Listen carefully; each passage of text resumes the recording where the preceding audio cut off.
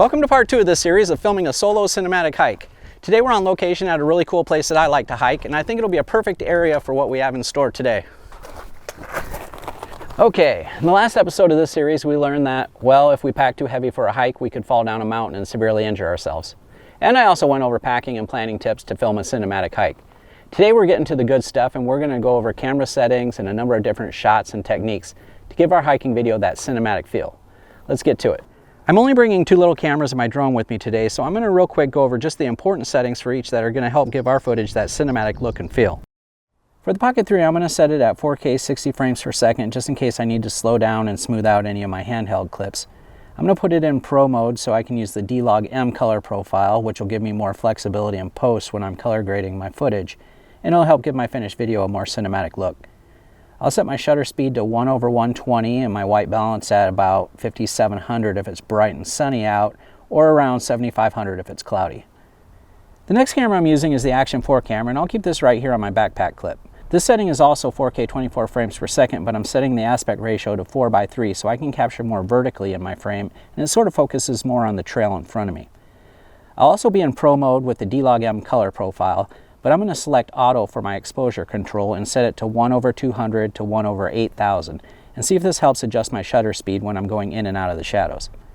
I'm also going to set a range for my ISO, and I'll set this to no more than 100 to 1600.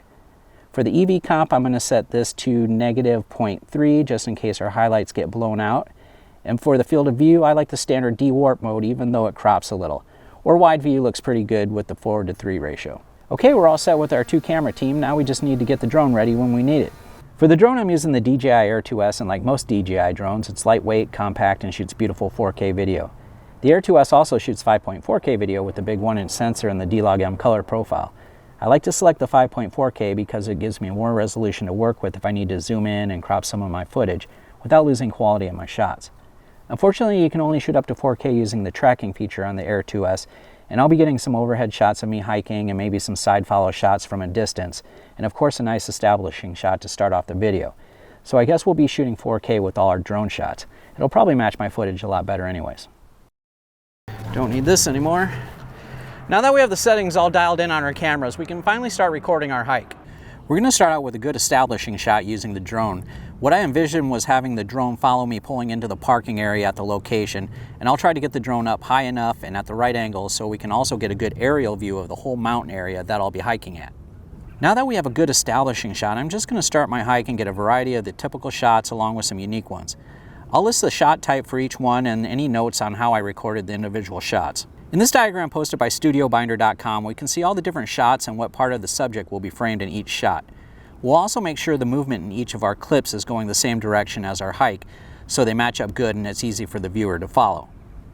Let's get started.